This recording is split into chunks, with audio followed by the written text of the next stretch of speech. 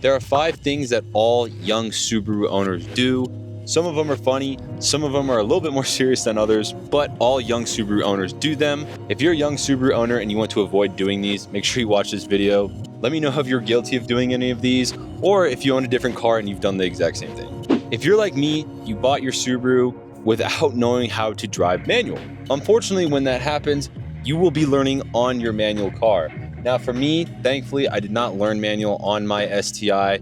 I actually had a 2008 WRX hatchback that I did learn to drive manual in that thing. The clutch was very burnt. It always smelled constantly. It was not very good. I'm sure it needed to be replaced at some point. And you know, since not having it, it probably has been replaced. I would not be surprised. But learning to drive manual on these cars as soon as you get them, that's something I think comes with a lot of young owners that get into these cars. While it's not the end of the world, it can be if you continuously don't learn to actually drive it properly. If you're constantly stalling and constantly burning the clutch and all this, it's going to cause problems, and it's eventually going to lead to the clutch most likely needing to be replaced. Now this goes for all cars that are manual. If you're buying a car from somebody who's most likely very young, early, late high school, chances are that kid probably learned to drive manual on that car. And it's something to be aware of if you're buying it and purchasing it, to know that the clutch is probably not as good as when he first got it or she first got it. When we first get these cars, we're so excited to feel what it's like to own one of these Subarus and be rumbling down the street with them and all this. But there's one thing that you never really think about until you get the car, until you get these cars especially, and you think, wow, it's kind of crappy and it really needs to be replaced like pretty soon. That, of course, is the speakers. I've actually owned 3 Subarus now. I take that back. I've actually owned 4 Subarus now. I had a hatchback, I had a bug-eye, I had a Legacy GT, and now I have my 2006 STI. All 3 of them, with the exception of the STI, this car, came with horrible speakers and really, really bad. It must just be the fact that this car is just the top trim line for Subaru in this generation, but these speakers are actually pretty good. The hatchback had only 1 speaker working, and that one was the driver's side door panel, I believe. Every other one was cut out and short out and wasn't working, so I had to get those replaced. The bug-eye, I actually never listened to music because the speakers were so bad, and I didn't really care to fix the speakers. I'd rather just put the money towards them making the car better, feel better, drive better, sound better, and all this. The Legacy GT, the speakers actually blew. I wasn't even playing them crazy loud.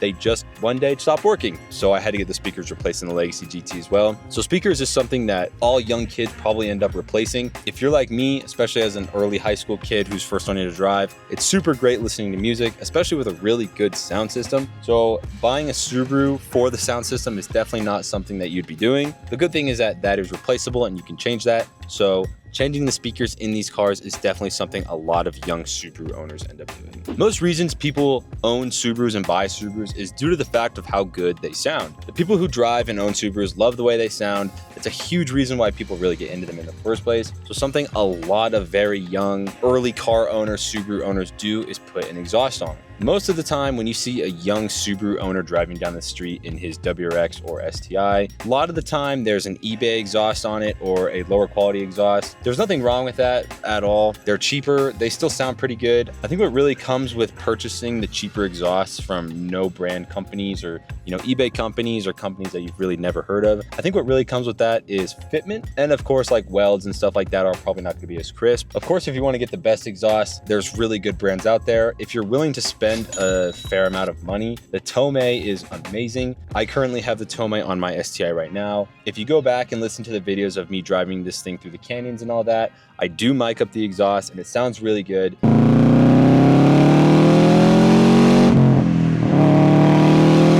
If you're interested in checking those out, I'll make sure to leave a link for it so you guys can click on it. But the TOMEI is really good. It's pretty pricey. It comes in at about $1,000 to $1,200. If you're not willing to spend that much money, the NVIDIA N1 is really, really, really good. It's about $500 to $600. I actually had the NVIDIA N1 on my bug-eye and I loved the way it sounded. That is about half the price of the TOMEI. It's still super rumbly. It's the classic Subaru sound. You really can't go wrong with it. Number 4 is something that almost all Subaru owners do. Now, I actually didn't do this just because I was very aware of how these cars work with tuning and all these situations, many young Subaru owners want to hear the turbo spool. So what they do is they just throw an intake on and assume that everything's fine. Subarus are really kind of finicky when it comes to tuning. You can't really just throw stuff on and then just assume that it's going to be totally fine and that the ECU and the computer are going to just match it and start, calibrating for that. These cars really kind of need to be tuned in order for that to work. So an intake is something that's probably not the best to just throw on unless you're willing to tune it. Then absolutely, dude, throw it on and enjoy the spool. But I know a lot of Subaru owners to begin with just throw on that intake just because they want to hear the turbo sound, and I don't blame them. It sounds really good. I had the same issue. I just wanted to hear turbo sound and spool noise, but I didn't really have the money to throw a tune on it after I put the intake on. So if you want more turbo noise, I highly recommend go to AutoZone, pick up a K&N air filter. I recently replaced mine in a short that I posted a couple months ago. You can't really tell in the video, but the spool and the turbo noise is so much more than it used to be. And I literally just replaced the air filter. It was dirty to begin with, so keeping up with maintenance and that is good anyways. But if you really want to get more turbo noise, put in a new air filter. That'll help a lot, rather than having to put in a $400 Cobb intake and then having your car start struggling because it's not tuned properly. Number 5 is something that no young Subaru owner can resist. I am 100% guilty of it. Every young Subaru owner is 100% guilty of it. There's literally no avoiding it. Us young Subaru enthusiasts buy these cars because of the way they sound, the way they feel, kind of the aura that comes with them, the community that comes behind them. And with that, you're so excited that you can't help but just kind of rip on the car. Obviously, unless you're an older guy and you're more mature, you buy these cars just because you like the sound.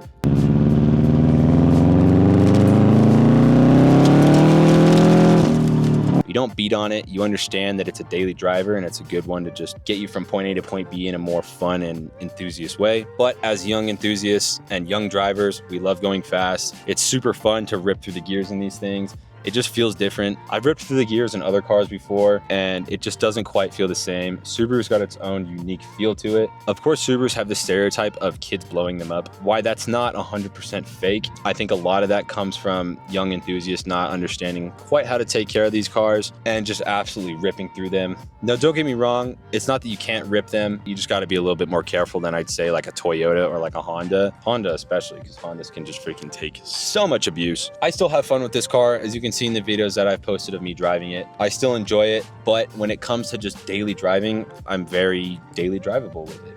It's not like I'm ripping it through every light and second gear pulling every time I'm coming from a red light. I drive it just like a normal car, and then every once in a while, you get into it, hear some turbo noise. I feel like that's how these cars are meant to be driven. Let me know if you have a different car and you experienced any of these 5 things in your car as well, not just in a Subaru. Let me know if you have a Subaru and you've done any of these things, if you're guilty of it. I love you guys so much. Hope you guys enjoyed this view. Freaking really nice, can't even lie. I hope you guys enjoyed, and I'll see you guys next time.